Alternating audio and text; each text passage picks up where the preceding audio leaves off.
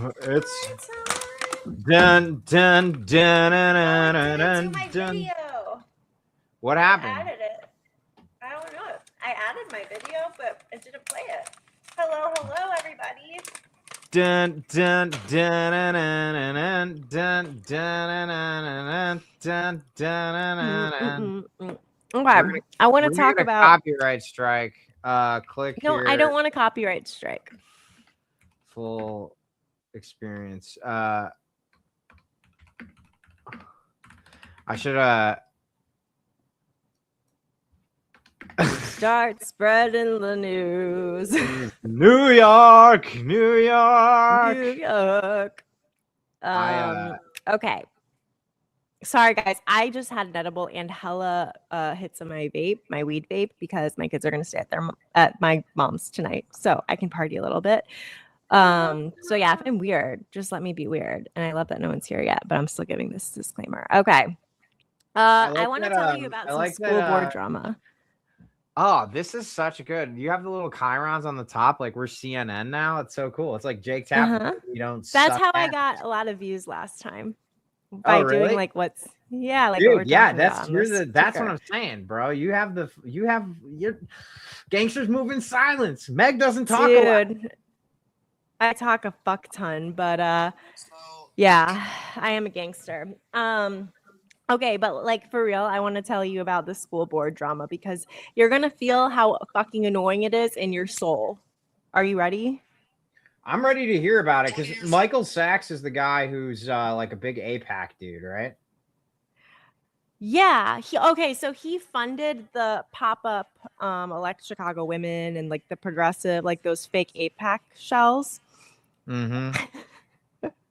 Oh no, this is not a story. Yeah, I'm listening. Keep going though. I'm trying to No, I'm gonna let you do your story. That's a great duck face. It's duck face with the Korean heart. And I got Chumbawamba as the background. What should we do? Twitch.tv. TV. Yeah, let's just do the link tree. I gotta make my link tree for Party Crashers though.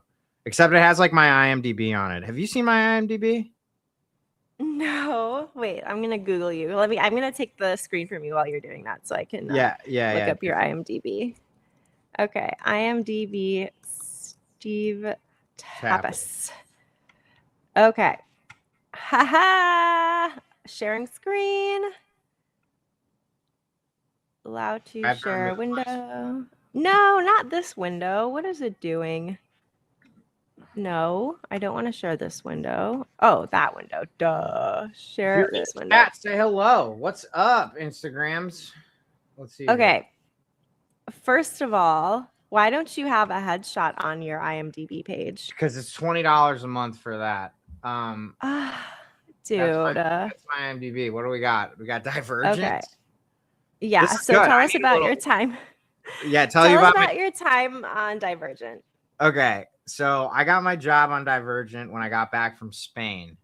How in depth do you want to go in my origin story? I used to do stand-up comedy. So no, I got the job. No, do it because we can skip over school board. Let's just do this and then we have to talk about Michael Sachs. Okay. We will, but Farrah's gonna come in at 2:45. So let's like enjoy your origin story. Then we'll get into that, and then we'll see what we're in the mood to cover after Farrah. All right, let me fix your screen so it looks better. Not that your screen looks bad. I just want to make sure that the viewers can see it. So you can make it wider. The problem is there you go, like that. That's good. Okay. So the Divergent Tapas. Hold on. We're gonna start this segment over. Okay. We are gonna look at Steve's IMDb page. Steven Tapas does not have a headshot or a photo here because it costs $20 a month. I'm going to ask somebody to go to his Buy Me a Coffee and subscribe $20 a month to pay for this headshot. For the IBMDB Plus, yeah. Just for that. Okay, so first, tell us about Divergent. What do you want us to know about your time? I got that job because a friend of mine was like, you can get a job possibly on this movie that's filming in Chicago with Shailene Woodley, who I didn't know who that was, and Kate Winslet. So I basically went on a tour of Chicago Fire with that person and then met the production secretary. Shout out Felicia. She's the greatest. And I basically just called her once a week for 6 months, asking her if there was any work. And then she basically told me, like, on the last 2 weeks of the production, they're like, we need people to break down boxes. So I was like, ooh, I'll do that. And then I did it. And then I walked over to my next job and got a next job. Actually, that was a cool job. Divergent was cool because I got to meet the guy who was the producer of Gladiator that won the Best Picture. I fucking love that movie. That was the coolest guy. I met him, and then he was like, I was like, hey, I'm supposed to undo your I'm supposed to take out your trash. He's like, I got it. And then somebody was like, that was Doug Wick. He was the producer of Gladiator. And I was like, he didn't even take out his didn't even make me take out his trash. That guy's a hero. And that's so nice. Yeah, okay, it was really cool. nice. I guess you can meet your heroes sometimes. Yeah, just like, yeah, exactly. And then Kate Winslet was on that movie, and she was cool. And the craziest thing I had to do though was Theo James. You know, there was this thing that happened where he's like Timu James Franco. Yeah, I think he's hotter than James Franco. I think he is hotter, but he doesn't have the same like name, you know. Yeah, that's true. So, he probably doesn't know who I am. He definitely does not know who I am because I never met him, but I will tell the story in the effort that he ever finds out about who I am, because when he was on Divergent, it was like their last day. Tag him in the comments chat. Yeah, tag James. If you know Theo James, if you have a plug. Actually, I know somebody who's his neighbor, but a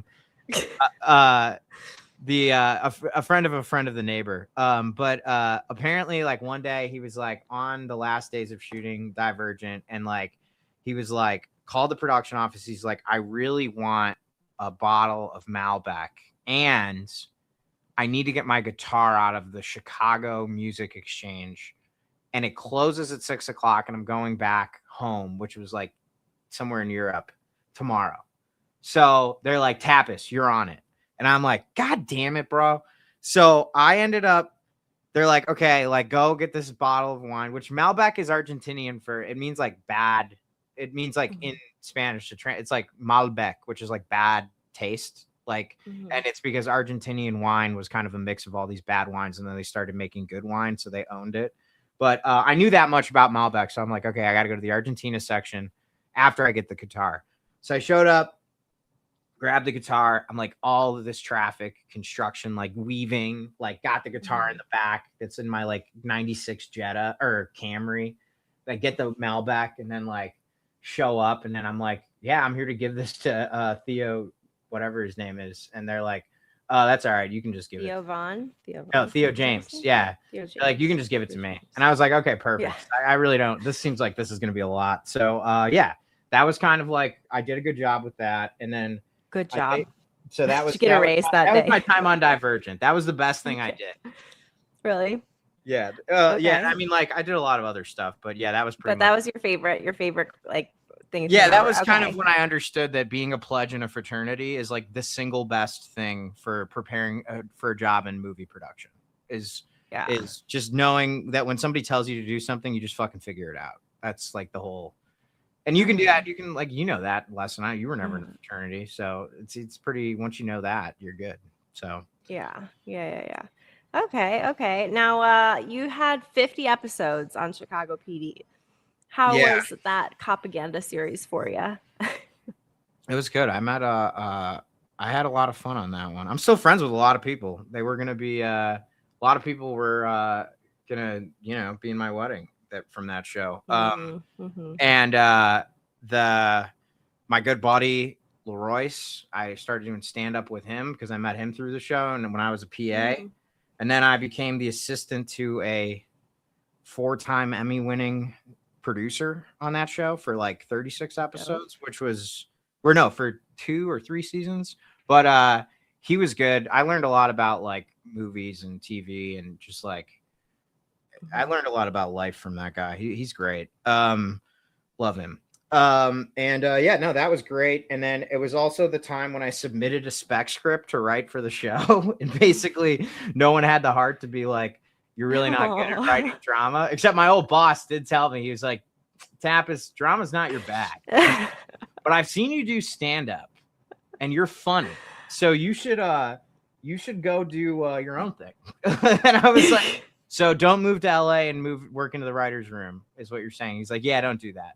And so that was like 10 years ago. And the funny thing is that like the thing that like got everybody thinking that maybe I shouldn't be working in television is we scouted, we went all sorts of places. Like we filmed in Cook County Jail. We filmed at we had to go scout Cook County. We filmed 4 pilots on that, 3 pilots. So we filmed 2 pilots of Chicago Med, 1 pilot of Chicago Justice, which didn't get picked up. And then we had to scout Cook County Courthouse on 26 and Cal. Mm-hmm. And I remember going into like a federal courtroom or whatever kind of courtroom it was. And like, we're all like talking. And then I got into the witness stand and I did the monologue from A Few Good Men that Jack Nicholson does. I was like, you want the truth. It's like, you can't handle the truth. He goes, there's a part of you at cocktail parties that you don't like to talk about that makes you know that you need men like me. You want men like me. It's like, did you order the code red on Private Santiago? I did what I had to do. Did you order the code red? Is that right? I did. And then my boss was like, at the time, he's like, Tapas, you need to get the fuck out of here and go do comedy. And that's so funny. It was really good. So then I ended up leaving after that season, and that was a great decision. That's cool. And that's when I started getting cast and shit to do on the other side of the camera, as you can see. Yeah. Okay. So this year there was the Chicago Med episode. Should I watch this episode? Yeah, I mean, I'm in the cold open. Hell yeah. Green. You can see me. I'm actually, fun fact is I have 3 SAG parts, 2 of which I am naked in. So 2 out of my 3 appearances in the Screen Actors Guild productions that I've appeared in involved me not wearing my shirt. Actually, I had to join. So that's like your niche. It is kind of my niche. In fact, there are 3 other roles that on the internet where you can see me without my shirt on as well. And actually, I had to call the SAG office because my buddy is shooting a movie that he didn't register with the Screen Actors Guild, and my part involved me not wearing a shirt. And so he had to what's up, everybody? There's 15 people in the chat. No one said hello. That's very hurtful. Say hello, my little friend. So sad. But yeah, no, all of them involved me not wearing a shirt, but I had to be cut from that movie. Otherwise I would be breaking the SAG agreement. Yeah. So and then, yeah, I did a short called Killer Set for my friends, the Kidwells. That was SAG. Cool. Love the Kidwells. I did Augmented, which was a weird short I did at the back of a Chinese restaurant. That was like a thing. I did Win It All with Jake Johnson and Nikki Excitement, who I still see at my local bar. Fun guy. And then, yeah, I've done a bunch of other shit. But yeah, that's my short little trip down memory lane. That's fun. I am a professional though, Meg. I've been putting this shit on my taxes for quite some time. I have, I'm not just a guy with a mustache, okay? Yeah. I mean, you just became a guy with a mustache. So. I just became a guy with a mustache, but yes. I've been self-actualizing for a decade now. Okay. Do you want me to get into Michael Sachs? Yes, or I want to know the Michael Sachs school board story, because everything I know about Michael Sachs is basically that. Do you have resources for this? Or I have everything. Don't you worry, buddy. I'm going to pull up. Don't you worry about thing. Okay. Hello from California, Fall Mason. Come join us on Twitch, YouTube, or Substack so we can support ourselves in this endeavor. Okay. First things first. Since 1872, Chicago's school board has been appointed instead of elected. What? So, yes. Seriously? So, the last 30 years since 1995, it was appointed specifically by the mayor. So we've really never had a Democratic school board situation, which makes sense. Moms for Liberty would hate that. They would. No, they would love this. So organizers have been fighting for 15 years to make it so that people can vote for school board races. Okay. So then it finally passed, and you can see here, the governor signed it, Pritzker signed it back in 2021, that beginning in, it would be like a hybrid. So beginning 2025, Chicago will have a 21-person school board and phase in elections for those seats, a change that would establish school board elections for the first time in history. Okay, so can you imagine how the billionaires feel if they no longer can just tell the mayor who they want on the school board? Or yeah, because they're so hardcore pushing charter schools and shit. They hate public education. That's like Reed Hoffman's like little pet project in Chicago. Is like ruining public schools. Yes. So this came out in February. PACs, billionaires, and labor unions are gearing up for a Chicago school board race where contributions are expected to top the $13 million spent on the 2024 elections. And I can't read. Oh, I could read it for free. God damn. But basically, like, when people take their power, the ruling fucking class says abso-fucking-lutely not. I will not let you democratically elect a school board and a school board president. So Michael Sachs starts pouring tons of money into the school board elections. And CTU back in May then sent him a Chicago Teachers letter. Union for the uninitiated. Yes. Chicago Teachers Union sent a letter, and I'm not going to read the whole thing. I will summarize it, though. Basically, it says that the Chicago school board fight over money is akin to Tennessee, which is when voting rights in Tennessee were, basically dismantled, this redistricting thing, and the South, calling it all part of one democracy crisis. Her line, we shouldn't have Jim Crow decide elections in the South or billionaires decide them in the North. She also cites his op-ed he wrote back in March in the Tribune, basically saying like there should be room in the Democratic tent for AIPAC, and how he invoked the late CTU leader Karen Lewis, his stated opposition to school closures, support for progressive revenue, and whatever. So on paper, she's saying, listen, I agree with you on these things, but in order to prove your values that you claim to have in that op-ed, please suspend further contributions to this race and stop funding fly-by-night operators to try to run the school board. Okay. So she says, let's have a private conversation so we can jointly spread this message together. Then she lists a ton of receipts saying, these are all the PACs you funded. This is when you funded a dark money PAC for the March primaries. And these are like, she's just like giving receipts on basically, you need to stay out of this. Democracy is, you're interfering with democracy. And then she says, we owe Chicago's voters a school board election that belongs to Chicago's voters, not Wall Street, not to the Silicon Valley, not to a constellation of shell committees that will move on to the next race the day after ours is decided.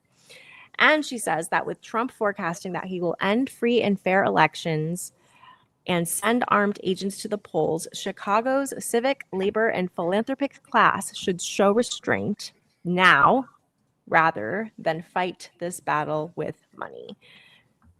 Okay. Yeah, I think that's a good. I think that all sounds like a good. I think that sounds like a good idea for America. Billionaires should stop fucking getting involved if they claim to care about democracy. So, Sachs then fires back his own letter. Whoo! Here's his letter. He says that this is the most transparently disingenuous outreach I have ever seen, and that he has not even seen the letter yet, even though her entire 800-person House of Delegates have. He then said, he then mainly tries to flatten the distinction that actually matters here. He says that no one spends more forcefully or creatively on politics than she does, pointing to CTU's own PACs and the union's push for a dues increase to fund more political spending.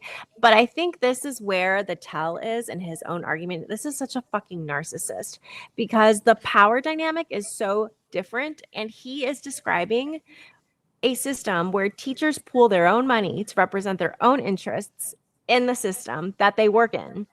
That is not the same thing as a fucking billionaire with his investment banking money buying influence over a system he has no stake in. So they're like, he's trying to say, look, we're both doing, you know, we both have PACs and shit. Not the same. So CPS board president pick is Ilario Dominguez. CTU endorsed him, and he is currently like the director of legislation or something for CTU. So he does lobbying for CTU. And he says that he's entirely unqualified to lead a system the size of CPS. He also criticizes that she previously welcomed a Brandon Johnson board appointee that he characterizes as disbarred and holding conspiracy views. He questioned her standing to police candidate quality. And then he says the cynicism and weakness of her gambit genuinely escapes him.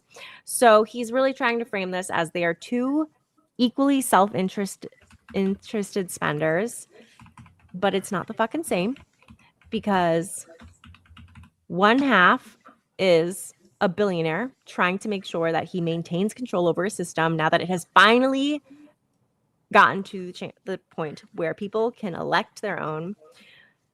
And yeah, so fuck that guy. And then there's more, but what do you want to jump in here before I get into the next part of this? Hey, yes, Republicans hate public schools. That's right. And so do rich assholes. What's up, Chicago Bish? Welcome to the party. Yeah, I've heard about Michael Sachs before because I know he's a huge AIPAC donor. In Chicago-based AIPAC donor. He like runs around with like a lot of. I mean, he was Rahm Emanuel's biggest funder and closest advisor. And when he was advising him, Rahm Emanuel closed 50 Chicago public schools in mostly Black and brown neighborhoods. Like that's I can't. Well, he's Michael just a bad guy. He's not a good. Yeah, he's not a good. He's like all. You know, most people of means just. He's like the Elon Musk of Chicago. Yes, that's a good branding. He is the Elon Musk of Chicago.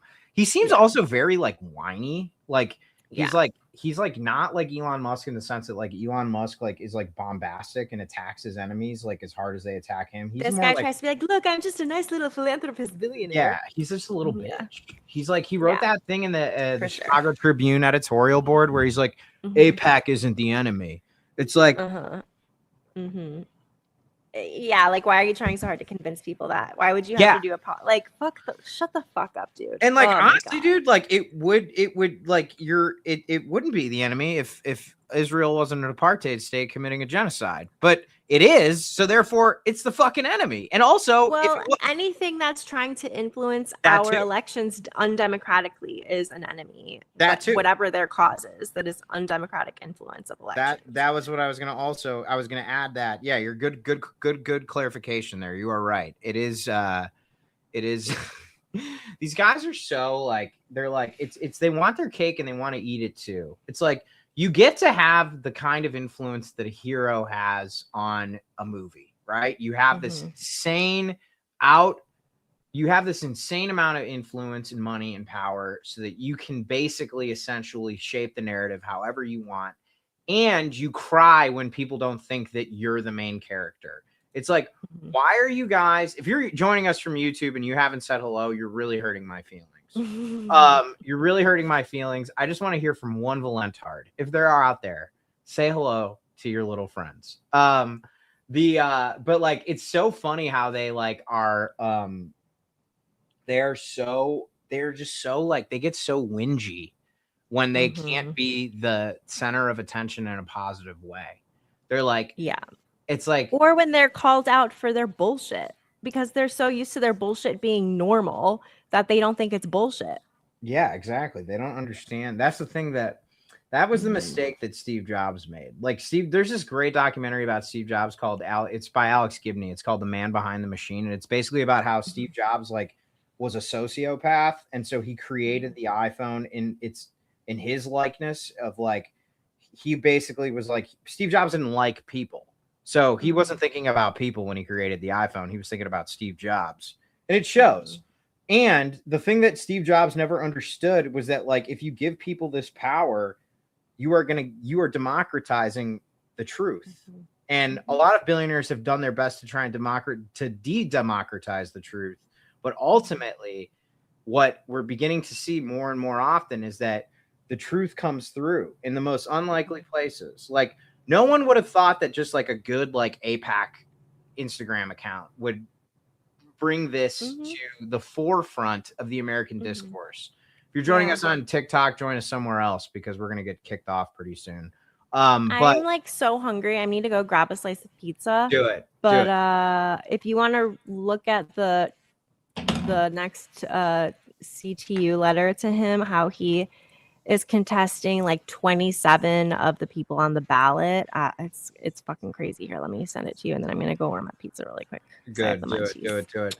Yo, okay, chat, say hello. Say hello. Say hello. Tell me you love me, baby. Telly Savalas. Marky C. All right, Steve, I'm gonna need my Warzone partner back. This man Steve used to run lobbies. Marky Mark, dude. I'm about to purchase the Xbox, dude. I'm getting the PS5 back, dude. It's coming back, man. I'm gonna need to run some lobbies, dude. We're gonna need to go if we're gonna be streaming, Mark. Dude, my Warzone game used to be so good, and then I turned 37, and I thought that I got too old for video games and backwards hats. But I'm coming back into my own, and I've realized that my superpower is never abandoning the inner child in me. It's also my greatest weakness. But I can play video games. It's totally acceptable. I just can't play them all day because I would get addicted to them. It's like everything, really. I would get addicted to streaming if I could. But, I can't. So it is my full-time job now. And if you are able to contribute on Twitch or YouTube or TikTok, that would be fantastic. Me and Meg got a lot of other stuff going on, but this is my full-time job. That's why I do it every day, rain or shine, except weekends. But now I think I might be going on weekends too, folks. I grew a mustache. So I have a lot more free time on my hands now. This mustache has opened up a lot of doors. One day me and Meg are going to talk about toxic tech startups, though. I think her and I have enough shared history in that agreement that we're going to talk about that one day. Meg, would that be cool? Well, she's warming up pizza right now, but I don't know if she can hear me or not. What's up, Basel? Free Palestine, baby. Yes, I can hear you. Yes, I used to work for Apple. I worked for Apple for 5 years, and I think my non-disparagement agreement is void because my Cobra never ended up coming through. And I have a lot of shit to say about them, so I'd be happy to talk about it sometime. Good. I don't have an NDA with my former employer, but oh yeah, I have. There are a couple things that they will come to light. Just everybody don't ever we're gonna have Farrah on here in a minute. She's our wonder lawyer. Oh, I do want to talk about we have to talk about something else, but we have to talk about the Arius plot line eventually. Let's do a quick little news roundup. That Michael Sachs segment, though, dude, that's why you're great, Mag, because you got like all these little like Easter egg little stories that are really important, but they're like very like small, and like Michael Sachs is probably like, ooh, I can be under the radar. But you're I'm like, bet, bitch. Exactly. Yeah. All right, bitch. Not on my watch. Not on my watch. And then they're like, who is this person? And that's why my husband calls me Batman. Like, I quietly work in the night just seeking justice. That's what he calls you? That's hilarious. Yeah, you are kind of like that. That's how we met. Mag was just like, hey, you want to get on some adventures? And I was like, yeah, sure, why not? I'm like the only guy. I always need extras. Yeah, I was like the only guy dumb enough to I mean, I think I was brilliant to say yes and to Meg because I was just like, a lot of people do say yes to me, actually. Yeah, I was like, I'm gonna go down some weird rabbit holes, but it'll be fun. And hey, how's it been? Yeah, dude, life changing, life changing. It has completely made me embrace my in my pirate. Oh, I have to show you the new. Speaking of which.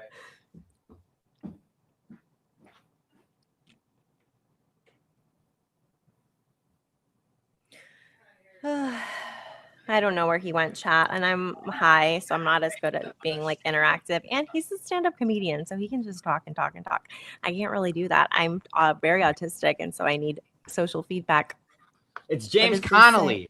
He died in the Easter Rising of 1916. Oh wow, that's and wonderful. It says here, it says the Irishman frees himself from slavery when he realizes the truth that the capitalist system is the most foreign thing in Ireland. Hell to the yeah. Don't ever forget. Don't ever forget the Easter Rising was risen by poets and journalists. That was taken over. They created the public nod on the U.S. on the post office doorstep. It was just a bunch of mooks, dude. Don't forget that mooks can change the course of history. And James Connolly, he stood 10 toes down on business. Nice. But yeah, no. So oh yeah, Haley Stevens, cool. I love how Haley Stevens says that she's like part of the Obama auto rescue, but it's like it's all she has. If it worked, but but it's such a bad achievement because if it worked, she wouldn't then like the auto was rescued, right? My huge ass Illuminatis. That's good. I like Lou's. It's a good divorced dad slice. I'm gonna have to get that's a good divorced dad slice because divorced dad snack slice, anything like that. It's basically anything with junk food that has like a lot of something in it. So you can say there's a lot of protein here, but you still gain like 30 pounds. It's like Snickers There's enough bars. cheese that I consider this my protein. Yeah, exactly. That's what's up. The tomatoes are my vegetables. We have a new segment on the show called Divorced Dad Theater. We talk about divorced dad projects and different cinema of the divorced dad. And actually, my friend Jeff, he runs an initiative called Good Fathers, and it's just about men like embracing their like being like wanting to be good dads and being emotionally intelligent dads and like showing up for their kids in like positive, healthy ways. So it's cool. So That's and cool. He's my best friend, and he's really funny. He's a comedian. He's in our group chat now. So it's cool. Hell yeah. He's my trusted advisor, my consigliere, if you will. Also, we're going to be doing live shows soon. Anyways, there's so much to be talking about, but right now we need to talk about map showing high heat temperatures in Europe. I love global warming. It's so crazy that people don't think it's real. Because this looks hot to me, right? I mean, that looks hot. I don't know if I can see. Okay, so this is in Fahrenheit. So Madrid is 36 degrees Fahrenheit. So 1.8 is Celsius, you mean? Yeah, Celsius. So 36 Celsius. I used to live in Granada, which is down here. Like right down here. If you look at the Spanish map of Spain, it's the pomegranate at the bottom of the map. It's right by oh wait, can you see you can't see Spain, I think, right now based on where I have it. No, I can't. Oh, it's too bad. I'm so sad. Well, here, let me pull up a Spain thing here. Spain temperature. Spain just won the World Cup, which is actually kind of perfect. So okay. Damn, I was gonna guess the temperature. So it's 101 degrees in Spain, severe temperature. Let's look at El País. That's their newspaper. This is a good newspaper. There's another one that's like kind of more fashy, but aceptar. Okay. México y el WW dan el banderazo de salida a la primera división anual de TEMEC. En su primer cara a cara, los países abordarán reglas de origen, seguridad económica y sectores clave como aceros, automóviles y agricultura. Sorry, I just like to keep entiendo. But I have to go get my little back massage hook thingy. All right, cool. So yeah, we're looking at Spanish newspaper. Spain had a pretty big World Cup. Love Spain, everybody. Big Spain for fan. I used to live in Spain. I lived in Granada. Shit. That's what I guess. That's like 101 degrees. That's right, Chicago Bish. That's because you're a woman of culture and scholarship and class. You can't buy class, as Chicago Bish knows. And Meg knows. As I sit here in my my back massaging hook. If you could buy class, there would be so many more classy people than purport to be classy. Yeah, so Chicago true. Bish.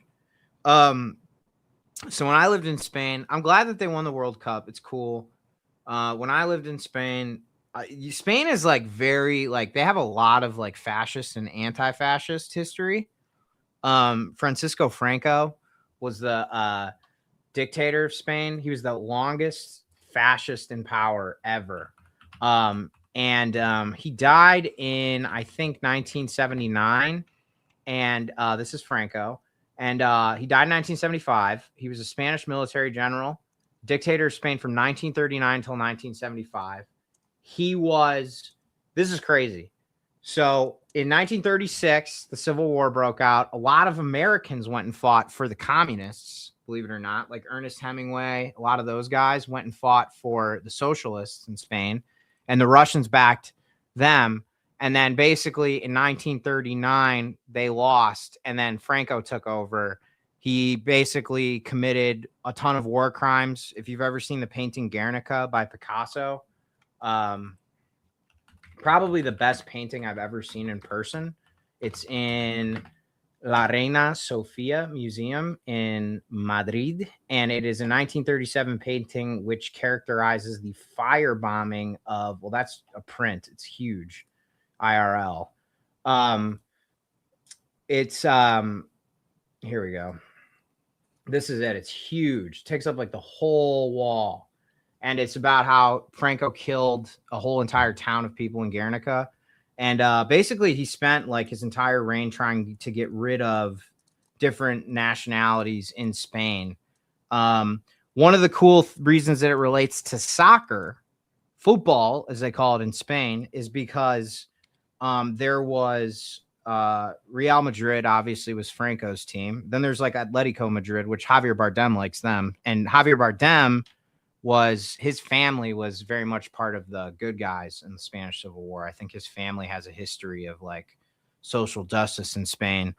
And but the cool thing is that specifically Barcelona, that is why Barcelona is my team, not just because they have the best players, but because Camp Nou, which is their stadium, was one of the few places in Spain where Catalan people could speak Catalan freely. It's one of the main reasons why the Catalonian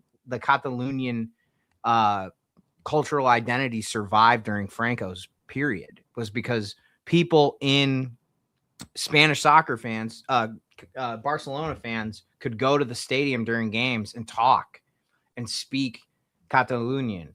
And yeah, there's a whole fraught history of sports and fascism, like especially FIFA has been very supportive of fascism throughout the years.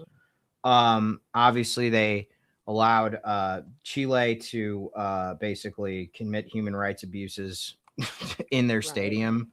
But yeah, no, it's cool to see Spain win, because like the crazy thing about Spain is that like when I lived there in 2011, there was 2 general strikes, and there were women who would come out, get on the bus in Granada, and they would cross themselves every time they passed the Catholic Church, which is what the Franco fascists would make them do. And there was still like Franco statues in Granada that were like honoring the fascists, and like they didn't like take them down or anything. It's pretty crazy how long it stayed in place. Sorry if this isn't interesting, but I'm just high, so I'm like trying to, Oh, okay, cool. Yeah. Yeah, and then so in 1979, the generals tried to do a coup, but then the king of Spain at the time, who recently died, I think his name was King Carlos, he like shut up. He called the generals and he's like, y'all need to knock it off. We just got out of a dictatorship. Like the people are tired of this shit. We're doing representative democracy. And then in 2011, The other crazy thing that happened was ETA, which was kind of like the IRA for Basque Country. They disarmed for the first time, and like they didn't disarm until 2011, and it was like on the front page of El País. It was like ETA has finally disarmed permanently. They had, I think they were the last paramilitary force other than the FARC, which was the Fuerzas Armadas Revolucionarios Colombianos in Colombia. They were the last. FARC was the last one to disarm, but ETA in Spain, Basque Country, they were the last ones to disarm. And yeah, it's pretty crazy. Damn. It's a pretty crazy country. It's very interesting. It is a really interesting country. I mean, the history is all of the empires that have kind of, I don't know, it's just been such like a different imperial movements and migrations and, you know, colonialism and all the things that continue to happen throughout time. I'm wondering if I should start just queuing up the story about Netanyahu. Yes, please. While we wait for Farah. Okay. Yeah, and then I can keep talking about Argentina now because I have a whole other Argentina presentation. So, Argentina is interesting because of the Argentina in 1985. They had a military junta. This is a good movie that I just watched. Not a divorced dad classic. Could be eventually one day. Ricardo Darín is in the movie Cuatro Reinas, which is called Four Queens. It's one of the best heist movies of all time. 1999, great movie. But the 1985 Argentina is about the pursuit of justice for the military junta that disappeared, Los Desaparecidos. And I actually went there with I went there a couple years ago, and there's a great museum about it. And it was during the Argentinian Dirty War, which is actually very, very similar to how the Trump administration is prosecuting their war against us and protesters and things like that. It's pretty scary because from 1976 to 1983, the Argentinian government basically took dissidents and subversives and disappeared them. Eva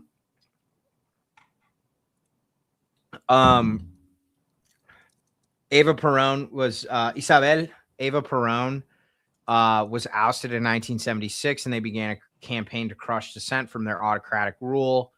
And then they proceeded to remove people that were social workers, social work students, militants, trade unionists, writers, journalists, artists, and anyone suspected of being a left-wing activist. They were kidnapped, tortured, murdered. Bodies were disappeared by the government. It all took place in this like naval base. It was kind of like this. Had this very banal name, very innocuous. And this is part of the reason why it's so important that everybody is all hands, 10 toes down about anybody who is being mistreated by the Trump administration, because a lot of this is already happening. And there were 30,000 people that ultimately were being that were disappeared. And there were a lot of like horrible prison camps and concentration camps that took place in Argentina. And eventually what happened was the Argentinian people stood up on business. What's up, Reagan? And I'm trying to find Los Mayo sisters Argentina. Eventually what happened was it was actually the Mothers of the Plaza del Mayo that were an Argentinian human rights organization that formed in the response to the military dictatorship. And they worked to find the disappeared people. And it really makes me, I'm going to start to cry a little bit because it was really just in 1977, it was just a bunch of old ladies. Like my grandmother would have done this. And they just got together and were like, enough is enough. And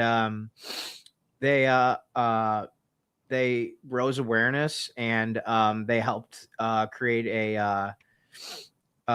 they created a march of resistance that was held, and it was mostly just women. And then they really fought hard for the trial of the juntas in 1985, which is what that movie is about. Argentina 1985, and these were the assholes that disappeared all of those people, the generals.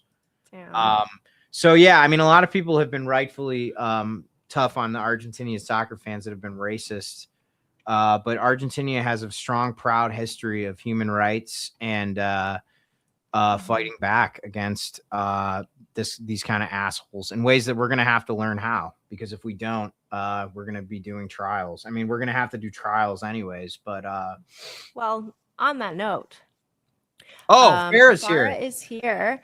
Farrah is here, and we're going to talk about Netanyahu. I'll share my screen. I'll take over. Hello. Hi, Farrah. I was just getting emotional about the Argentina military junta. Oops, sorry. I mean, for good reason. It was a horrible, time period. Yeah, it was bad, and it was kind of. We were talking about the Sisters of the Plaza del Mayo. Mm-hmm. Those old ladies who were like, no. Yeah. And so it was good. Welcome back to the show. Thank you so much for having me back. How have you been? You know, hanging in there. Feels like the world's on fire and we're all just standing in the smallest crawl space we can find. For real. Now, have you seen the movie Argentina in 1985? You know, I think I have. I think I actually watched it in a Spanish class back in high school. Dang, you are wait, no way. When did that movie come out? I feel like it's 2024. Am I that old? Oh, well, no, then I didn't. I know I learned about Argentina. There was a similar movie I watched, but if it came out in 2024, that was definitely not high school for me. That wasn't even law school for me anymore. Okay, good. So I'm not okay, cool. Well, Farrah, is it Farrah or Farah? Farrah, okay. Farrah, tell us about BB. Well, I'm going to cue it up. Oh, yeah, you cue it up. I'm going to cue it up. I'm going to shut up. Okay, so, yeah. Okay. Okay. So, first of all, ICC warrant was issued on November 21st, 2024 to Benjamin Netanyahu for the charges of responsible for the war crimes of starvation as a method of warfare and of intentionally directing an attack against the civilian population and the crimes against humanity of murder, persecution, and other humane acts from at least the 8th of October 2023 until at least the 20th of May 2024. So he has warrants out for his arrest in the criminal court. Now, the Trump administration has vowed to disable the International Criminal Court. So that's a whole thing now because they just don't want the ICC to have any say in the United States and whether or not it is committing war crimes or enabling war crimes or any sort of accountability. Now, Mamdani has always said that if Netanyahu comes to New York City, he will arrest him. So now this was just yesterday. Here is Mamdani. Oh, I think I forgot to put sound on. So hold on. Let me reshare 1 second. Share screen, share window. Is it just going to work? There is no option for me to. Okay. Well, I guess it will just work. Okay. So I'm going to play it. Tell me if you can't hear it, though, because it did not give me the option to share sound. No, we can't hear it. Send me the link. I'll play it on mine. Okay. Sending the link. But just to say, Mamdani has for sure promised this. He has double, triple promised on this. So let me put this to the stage and then remove this. Oh, Jim Cramer was on stage. That's horrible. Just a little side note, if Jim Cramer ever tells you to buy stock, sell it. If someone is charged with a warrant by the International Criminal Court for these kinds of crimes, that's something I believe that should be honored. Mayor Mamdani continues to consider his legal options when it comes to arresting Israeli Prime Minister Benjamin Netanyahu for alleged war crimes. Mamdani doubled down on his criticism of the world leader on Monday amid questions about whether he would try to arrest him. We're speaking about someone who's the subject of an International Criminal Court arrest warrant. And he's the subject of this arrest warrant for alleged crimes against humanity, for war crimes, and he's the architect of the genocide against Palestinians in Gaza. These are not facts of my personal assessment. They are facts of public record. It was in an interview with the New York Times over the weekend that the mayor said he was in active conversation with the city's law department on whether he could direct the police department to arrest Netanyahu. The Israeli prime minister is expected to attend the United Nations General Assembly in September. But President Donald Trump has already stepped in to quell the effort. In a Truth Social post, Trump said in part that Netanyahu will not be arrested in any way, shape, or form while in the United States of America. The only ones that should be arrested are the people that led Iran into this unprecedented spiral of death and destruction, something that should have been dealt with years ago by previous presidents. Experts told New York One Mamdani likely has no... Wait. But it sounds like Trump kind of agreed with him, because I'm pretty sure that didn't he... he didn't say anything about whether or not Netanyahu committed war crimes. He's just like completely deflected onto Iran. Farah, I think you're muted. Sorry, I was like, okay, if you are saying the person who should be arrested is the person who led Iran into a destructive war, I mean, we're on the same page here. Netanyahu should be arrested. Yeah. See, that's what's up. They agree. It should be Netanyahu. Never thought I would agree with Donald Trump on something. Here we are. Legal authority to arrest Netanyahu. Rebecca Ingber, a professor of law at the Cardozo School of Law, told New York One in a statement that Netanyahu has state immunity, which shields sitting heads of state and government from criminal jurisdiction. She noted that as a member of the UN, he also is protected while in the city for the General Assembly. It's completely detached from reality, and it goes against everything the United Nations really stands for, bringing people together. Jonathan Haranoff, Israel's former international spokesperson at the United Nations, told New York One that Mamdani's statements are political theater amid legal precedent not allowing the arrest. Haranoff said that the General Assembly is about world leaders coming together to solve international problems and not about Mamdani's issues with Netanyahu. But ultimately, I think the mayor should stay in his lane. There are plenty of problems, domestic issues that the mayor of New York City should be focused on. Mamdani seemed to acknowledge that other laws may keep him from following up on his efforts. My administration will follow all applicable local laws. That is our commitment. That is something that we will follow through on. Kelly Mena, New York One. Okay. Well, it's a good thing if we knew any lawyers, this would be super helpful. Do you know anybody, Meg? Oh, yeah, my girl Farah. I asked her to come here because what the fuck? Like, Wait, I'm a lawyer? Oh, shoot. Oh, didn't realize. She just did the Odysseus thing. I am nobody.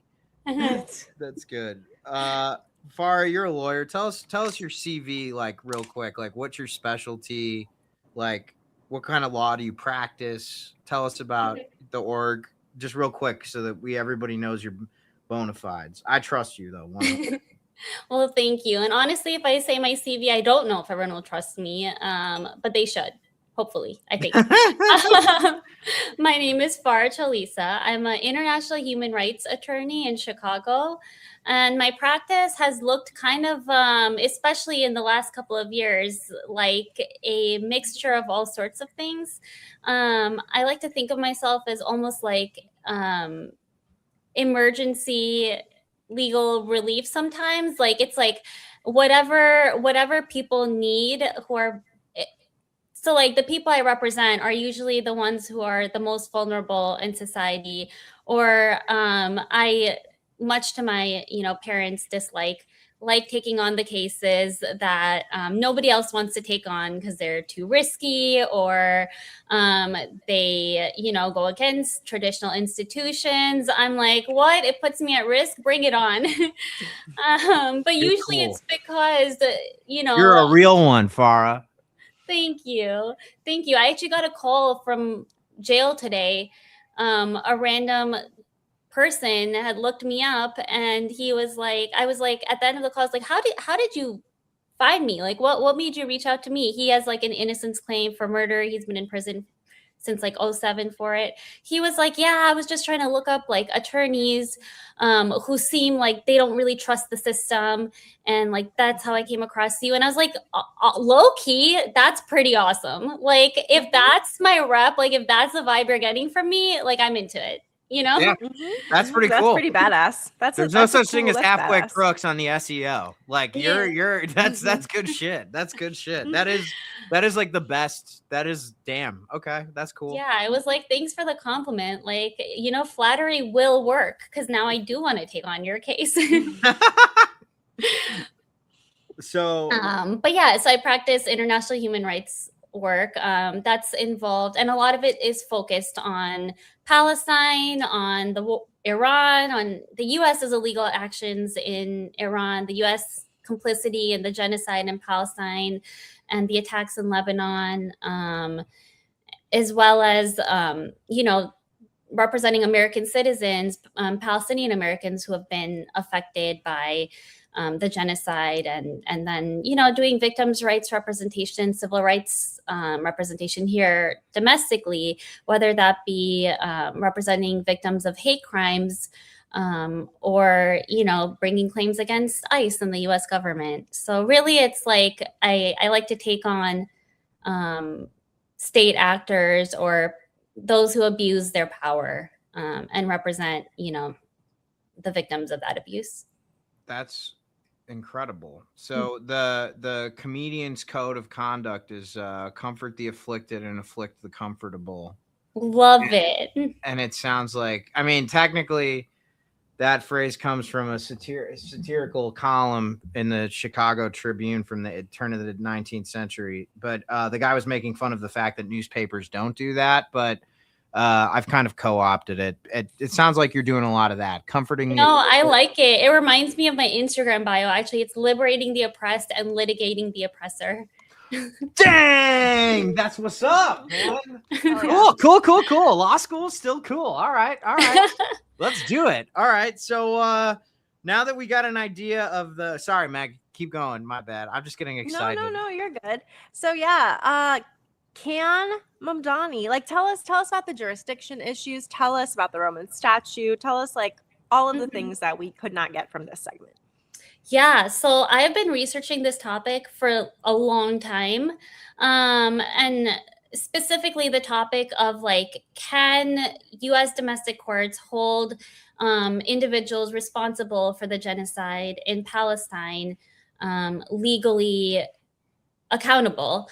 And that's looked like, a lot of the work is centered on Americans who go to the IDF, who join the IDF and commit war crimes and then come back here and live perfectly comfortable lives, in the shadows of the ghosts of everybody that they've killed and maimed and tortured. And so it's, that's something I've looked into a lot. And with Netanyahu, of course, it does become more complicated. A lot of what was mentioned in that video is true. And I don't want to sidestep that, yes, head of state immunity is an issue. UN headquarters immunity is an issue. UN General Assembly immunity is an issue, but they're not insurmountable issues. And international law has seen immunity be overridden when the crimes are so severe that they are crimes against humanity, war crimes, genocide, slavery. Those are examples where international law has actually allowed head of state immunity and UN immunity to be overridden. I'm raising my hand. Steve. Quick question. Can you give some examples in recent history where the UN jurisdictional the immunity was superseded by crimes against humanity? Yeah, actually, there's a case that's Yusuf versus Samantar. It was a Fourth Circuit crime. It was a Fourth Circuit case in the U.S.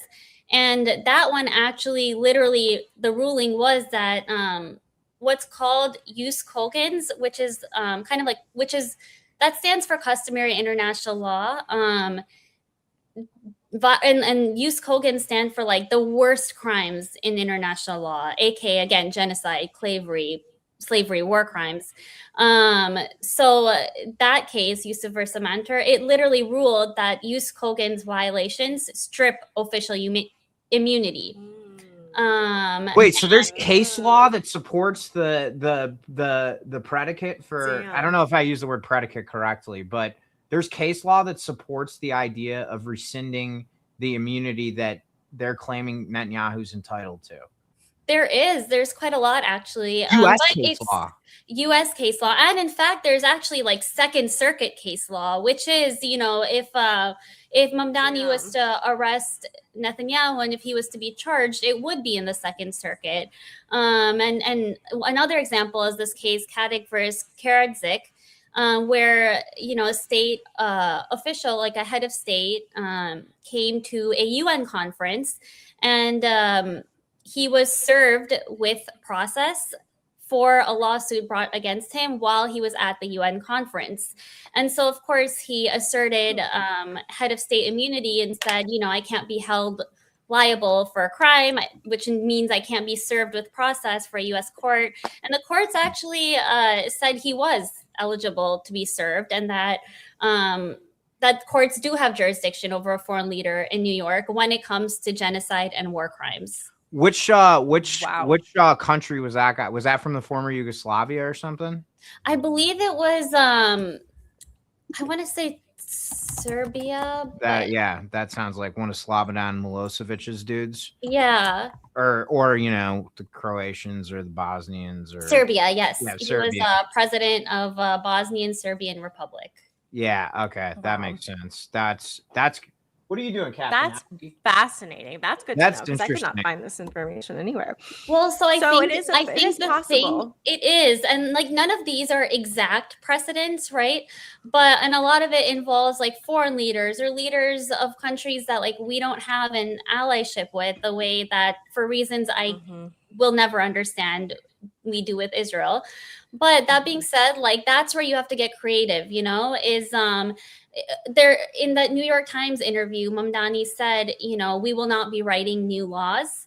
And I think like by no means should he write new laws, but I think there are a lot of existing domestic laws that, you know, applied strategically and creatively would allow him to arrest Netanyahu. And actually one that really stands out to me is, so there's this domestic statute. It's USC 3041. And so that statute's entire purpose is to say if somebody has committed a federal offense of the United States, whether that be, you know, a foreign, even if it's a foreign actor. Yeah. So let me say that again. If somebody commits a federal offense against somebody in the United States, even if that person is a foreign actor, there it lists basically a number of people and roles who are allowed to authorize arrest of that individual. Interesting. Okay. So and mayor of a city is specifically listed there. So is it any essentially- city or New York City Any specifically? city. So this is a federal statute. So essentially, to say it like less complicatedly, federal statute lists mayor of a city alongside federal judges and other political officials as official authorities that can arrest somebody for a federal offense. And correct me if I'm wrong, quick follow-up here. Like we obviously know about like colonialism, imperialism, things like that. And I feel like there has also been, especially with respect to like Iran and Hezbollah and Lebanon, like there has been precedent of US trials taking place against or like charges being brought. Am I crazy about this? Like the Lockerbie bombing and like the embassy bombings in 1981 in Beirut. Like, wasn't there an attempt to bring those perpetrators to justice? Yes, there have been. And in fact, recently, so the Justice for Victims of War Crimes Act, Biden revamped it. So I believe it was, I want to say 2022 or 2024, in which it was updated that actually allowed for more accountability. And guess the first case it was brought against were members of Hamas. And it's like, there's no reason why Like, I mean, a head of state, of course, it gets more complicated. But again, like Americans or even non-Americans, but like IDF paramilitary members, We why can look why at can it be used against crimes he's committed against Americans. He ordered the hit Mhm. on the GSF veterans. Not Yeah. it wasn't the veterans boat, but there were veterans on the boat, and it was reported by CBS. Like, it was Mhm. reported that he called for the hit. Like, there are crimes he has committed against Americans. That why can't we Not put to out a mention- warrant out for those? No, Not to and mention there's the kids in the settlements that were killed. There were American Yeah. citizens. There was a kid Yeah. from Florida. What was his name? He was 16 years old. He was Muhammad murdered. Ibrahim shoes on. Cephala Masala, I Yes. think about him every day. Like one way or another, I'm determined to, to Yeah. hold those responsible for his murder accountable. It's just horrific. It's just horrific. A U.S. kid from Florida, like, his last conversation with his dad was about how he was excited because he wanted to start looking for a wife to get married. Like, That sweet kid. My Yeah. best friends growing up were Palestinian, oh, and they used to go home every summer. They would fly to, and so it could have just as easily happened to any of my friends growing yeah. up. It's like, it's really, really infuriating when the law is designed to hold people accountable, but it selectively views people as less than in the eyes of the law, and the mechanism by which they hold people who are supposedly the quote unquote, it holds one side far more accountable than the other, and it's bullshit. Because that's not the mechanism well, I'm not going to tell you, Farah. It's just in my opinion as a layperson, the law is like comedy. It's objective. It's supposed to be objective. It's either funny or it isn't. It's absolutely not. Well, I mean, but comedy is far more objective than the law, because either you laugh at that shit or you don't. But like, the law should strive to be like comedy, not funny, just objective. Yeah. I'm with you. I mean, so to like basically lay it out, you have, so essentially like what I think is like Mamdani's speeches, they're focused a lot on the ICC warrant. And Right. I mean, he's not wrong. And in any other administration, the ICC warrant should be enough for a mayor of a city or any official to arrest. Heck, it should be enough for a citizen's arrest of Netanyahu, But in this administration that is hell-bent on dismantling the ICC and has literally, given the ICC zero leeway, and in fact has sanctioned the ICC. Well, Democrats have sanctioned it too. Haley Stevens. You're so right. When I say administration, I mean everyone in power. I shouldn't refer. Sorry, I didn't mean to mansplain or like interrupt. No, you're right. It's an important distinction because it's Democrats and Republicans alike involved in sanctioning the ICC and allowing Israel to commit human rights abuses with impunity. So it's like the ICC's warrant, though it should be, will not be taken seriously here, But I think what we often miss in this conversation is we don't even necessarily need the ICC warrant. The ICC warrant isn't the method, it's actually the evidence.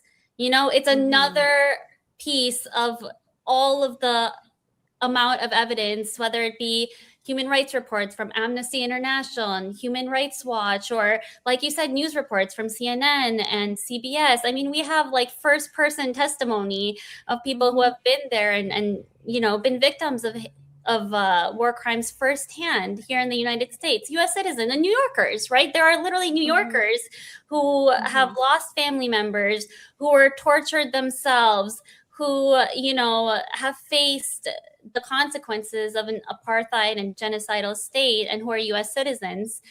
We have domestic statutes that can be applied, and they may not have ever been applied in this specific context. That doesn't mean they can't be.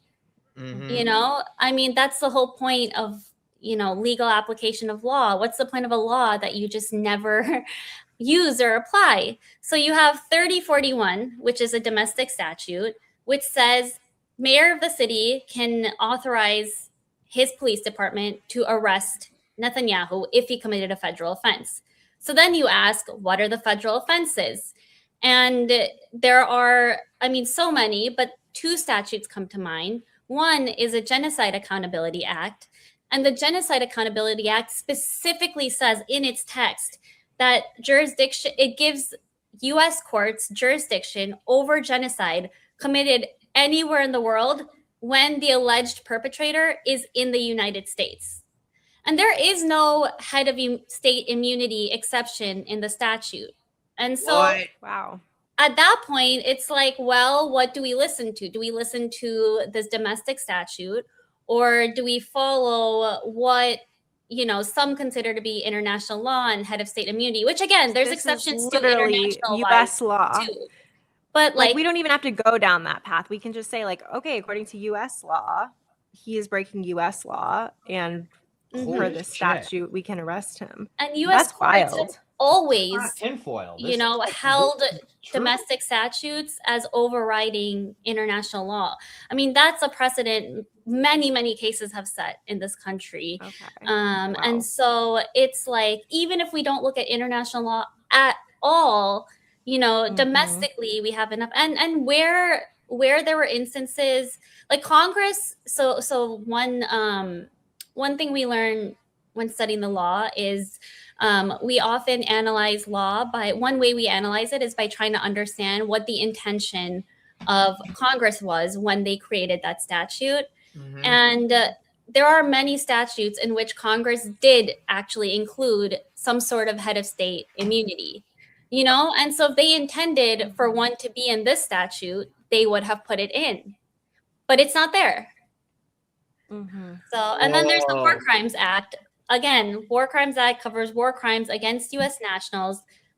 Plenty of war crimes have been committed against U.S. nationals. No head of state immunity exception is in that statute. Wow. This is Damn. So you're saying there's a chance? So here's the thing. There's, I believe, a lot of law to support it. And, you know, But it's about plenty the at the courts and very whether or least. not they. Yeah. So it's about the courts. It's about will you know, a federal prosecutor's office be willing to charge Netanyahu with these crimes? And then if he is charged, will a federal court allow that case to stand? And to me, if you make the legal argument strong enough, I think a federal judge would want to at least go through the arguments, because, you know, it looks frivolous to throw out something when you haven't even analyzed the arguments of jurisdiction, particularly if they're arguments that haven't been made before. It's a court's responsibility to analyze those arguments. But to me, like, you know, I think about like best and worst case scenario too. And if the worst case scenario is that Netanyahu or that Mamdani arrests Netanyahu, that he's held in a jail cell for a couple of hours, the Justice Department gets involved and says, you got to let him go, and he's let go. Honestly, that's still great. That's a win. You know, that's still a win. Like, who doesn't It want to shows see him him that, held in like, jail not cell? every. Yeah. And that's the thing. It's you don't when you get into a fight with God, you don't fight to kill, because you're not going to kill God. But if you punch him in the nose and show that he can bleed, then you've made a lot of progress. The dominoes. And over here, it's like the opposite. You know, I'm like, Mamdani, go get in a fight with Satan. Like, yeah, right, exactly. But like, it's if you can prove that he's not. I mean, they didn't get Capone on murder; they got him on tax evasion, but they got him behind bars. And that's the thing. Is my whole thing is like the story, right? So like the story right now is that this guy's been above the law. But if you get a mugshot of him taking the beef for this, then it creates a permission structure. Meg taught me that word, Farah. Permission. It's a great one. Permission structure. I like it. Yeah, it creates a permission structure and shifts the Overton window so that we stop seeing Netanyahu the way that Jake Tapper wants us to see him, which is like this like stalwart. Fuck you, Jake Tapper. Yeah, fuck you, Jake Tapper. Never invited on the Party Crashers. But I fuck with Don Lemon. He can come anytime. But yeah, no, that would be cool. I'm for this. I think I'm gonna sign off as the I'm gonna sign off on this plan as the resident goober. Honestly, I'm trying to get an audience with Mamdani, because I wanna be like, listen, let me talk to your legal team. Let me strategize with them.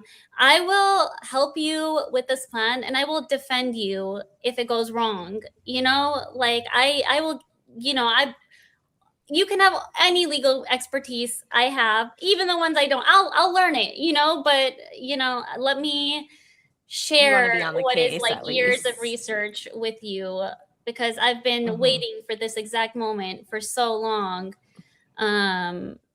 And it's time, you know. I mean, it's past time, but like Netanyahu's arrest is like such a long time coming. It's like the least that we could do is put him in a jail cell for a few hours, you know? And it's like, whether he intended it or not, Mamdani is like not just New York's mayor. You know, how many people across the country have been like, that's my mayor? And it's because like he made Across the promises world. and he like across the world, you know, he made the promises and he said the things that like people wanted to hear, and they relied on him, and New Yorkers voted on him because for once they believed the word of a politician, you know?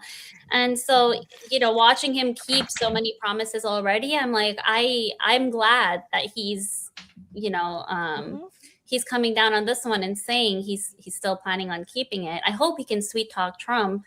Because I don't know, he has those magic powers from that one time, you know, he was in the White House. Even when Trump responded to him, like him saying he's going to arrest Netanyahu in the New York Times interview, I was like, this is like the nicest I've heard Trump like come at someone, you know? And he didn't call out Zoran by name in that tweet. He didn't do the thing that he does with Obama every time. Barack Hussein Obama. He didn't do the Barack Hussein Obama construction. Yeah.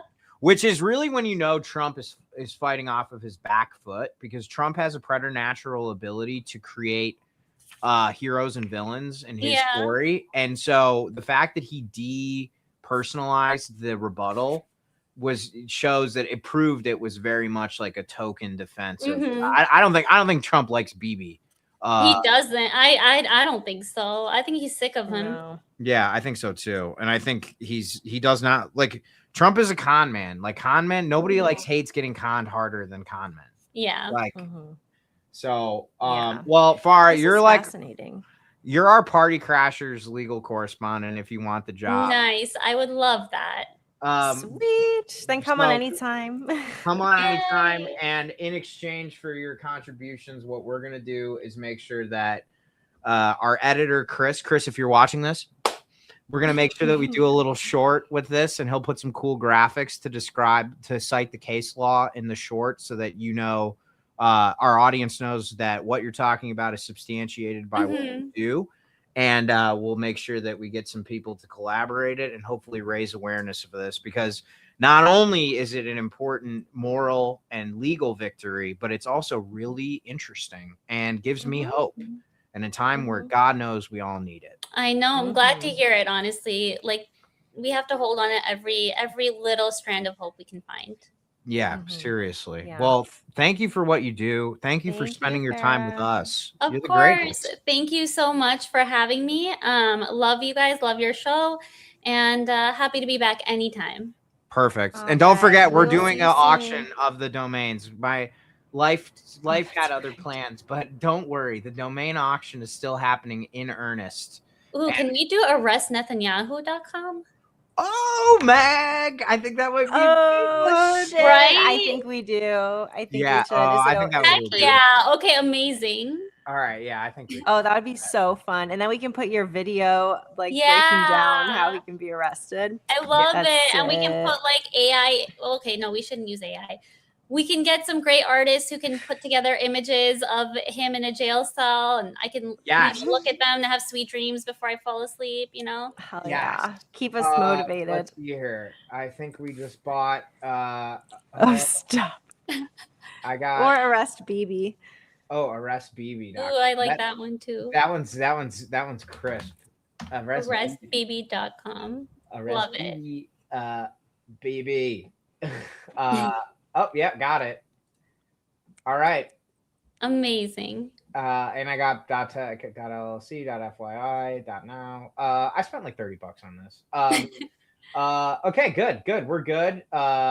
We have I'm not gonna put .lol. That's not funny. .info. .me. Okay, cool. We're on it. Oh my god, what about .il? Isn't that Israel's, or is it .is? Oh, I feel like I might. What about .doj? Ooh. I don't think you can do a government suffix on. I don't. Yeah, Israel is .il. Ooh, .fyi. Oh, it's .il. Uh-huh. All right. Well, if we're not in the, I don't think you can get it. I don't think I can get an Israeli domain for my, whatever it's called. VPN. All right. Move the VPN. Just kidding. And I used to do that, but I got a better Irish accent, so I got Irish ads on my podcast. Okay. Well, I got 5 of them for you, Farah. So that's nice. Amazing. Okay, we gotta get started on this right away. Let's get to work. Perfect. All right. All right. Thank you, thanks, Farah. you guys. We'll Take see you care. soon. See you soon. You're Bye-bye. blessed. Thank you so much. Dude, we have the coolest friends, Mag. You have the coolest friends that are becoming my friends now. They're so talented. Yes. That's amazing. Totally. She's the greatest. Yeah, she is. She's so nice. And Oh, I was really like looking everywhere. Oh, yes, Farah, but I can remove you from here. Kick from studio. Bye-bye. I'm buying these domains. Don't worry. It's not like I need the money or anything. It's worth it though. International human rights are worth $28. Far more than that. So what else? I think that we're almost at time because we have to get prepared for our next. We have a meeting super important at meeting. 4. We're actually talking to Abdul Sayed, and then after that we're going to talk to Rokana. But those won't be live, but we'll be able to like give important updates. And for Ro, I think we can clip. So if you guys have questions, drop them in our comments, and we'll try to take a look. Anything you want us to ask Abdul, anything you want us to ask Rokana about his West Bank trip. Yes. All right, y'all. We'll be back. I should be back tomorrow morning at 9 a.m. with Lauren, but I have to confirm with her. If not, I might take tomorrow off. Yeah, I have some stuff. I think I might come by tomorrow. I was gonna do the election tonight, but I think I need to focus on some me stuff. But yeah. I'll definitely try and come on tomorrow for a little while, say hello to the people for a half hour. I'm just trying to finish getting these. All right, good. I got them. So we'll tell Farah we got the domains. Yeah, tomorrow we're going to do, please tell Abdul he's the bomb. I absolutely will. Chicago Bish. And then I think tomorrow, if I do come on, it'll be around 3. I'll drop a reel so that everybody knows what's going on. Oh, but Chicago Bish, on Thursday, Andrew's going to come on to talk about the race for Chewy's seat. I saw that you made a comment that you wanted him to talk about it. Yeah.